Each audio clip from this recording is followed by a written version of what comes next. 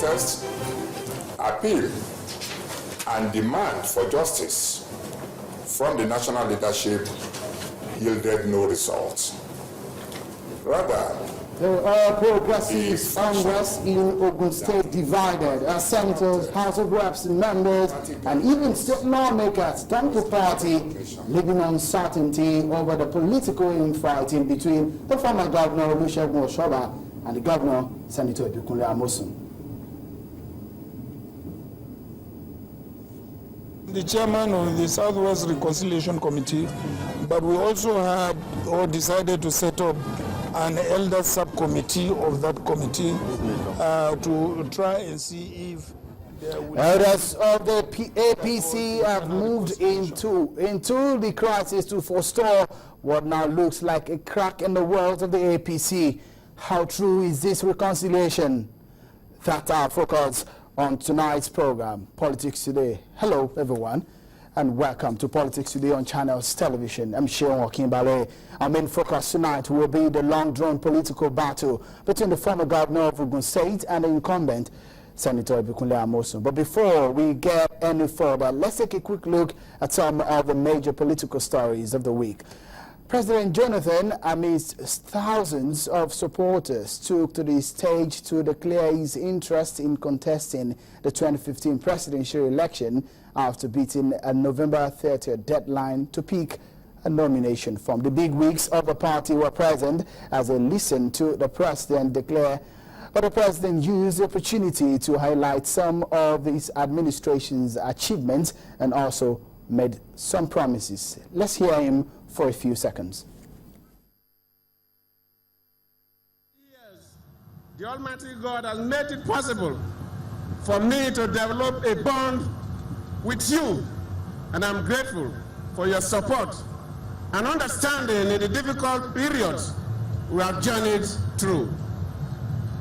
Distinguished ladies and gentlemen, our stewardship has not been without challenges. We have had to deal with the wave of insurgency that has swept through some parts of our dear country. Only yesterday, Government Science Secondary School in Yobe State was bombed by insurgents, killing our promising young children who are seeking education to build the country. Clearly, this has cast a dark cloud on our nation, but we will surely win the war against terror.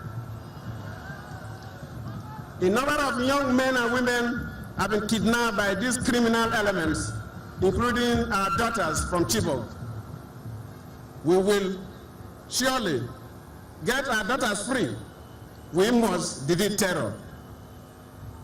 We are equipping the armed forces and deploying special forces this time to engage the terrorists and end this senseless war. We must protect our country. We must save our people. I will do everything humanly possible to end this criminal violence in our nation. But that was the president making his declaration, and afterward he said he has consulted, prayed, and spoken with his family members, and he has taken that bold step to contest. With House President Jonathan speaking, making some very bold statements about the issue of security, development, and some promises he's making ahead of the 2015 presidential race. We're talking about presidential ambitions. More aspirants continue to emerge on the platform of the APC. The Speaker of the House of Representatives, Honorable Aminu Tambuwal, received the All Progressives Congress presidential nomination form brought for him by some of his colleagues in the House. After he received the form, Tambuwal told reporters that he was still consulting and would let Nigerians know if he would run for presidency in the 2015 general elections. He thanked his colleagues and explained that the purchase of the form was as a result of his performance as the Speaker of the House of Representatives. Away from that, I know most of you will be familiar or will remember this expression, Adelafo Well, and not only that, the sort of brawl, that way, the verbal brawl that may have went down between the former president, Olusegun Obasanjo, and his vice, but that, I guess, is in the past now. Elijah Tuku Abubakar was in Abeokuta, the Ogun State capital, to visit his former boss, former President Olusegun Obasanjo. After the meeting, Elijah Abubakar said he discussed issues bordering on the state of the nation. Let's move quickly away from Abeokuta to the south state of Edo as we gradually move into the presidential race. Well, there's been so much controversy over the issue of the Muslim ticket and the aspirants linked to the APC, with the former President Olusegun Obasanjo condemning that idea. But the governor of Edo State frowned at that narrative and blames politicians for using primordial sentiments as cover on the challenges the nation faces. In this exclusive interview with my colleague Charles Eruka, the governor poured out his mind on this very matter. Let's take a moment to watch this interview. What is the meaning of Muslim ticket? Is Nigeria defined by religion? What is Christian ticket? And if it is an issue, why is it a APC issue? Is the PDP going to feed because they have already adopted a candidate even before their convention? So are we expecting Christian ticket on PDP platform? Is that an issue for PDP? Is that an issue for the media? If it is not, why is it an issue for APC? What does it matter in Nigeria? You know, we have a lot of idle people who want to use religion as an instrument to evade accountability. And that has been the problem of Africa. You know, when leaders are bereft of ideas, they fall back on primordial sentiment in order to shield themselves from accountability. When people steal money, they ask their tribesmen to cover them up. When they fail in leadership, they make appeal to base sentiment. This is not going to take us to anywhere. When nations fail, do Christians and Muslims flourish? Is the problem of Nigeria religion? It's not. Whether a man goes to hell or he goes to heaven, how is that your burden? How is that my burden?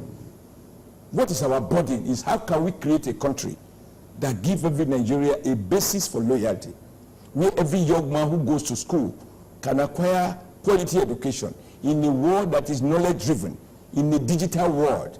Can we move on beyond primordial sentiment and begin to discuss issues of production?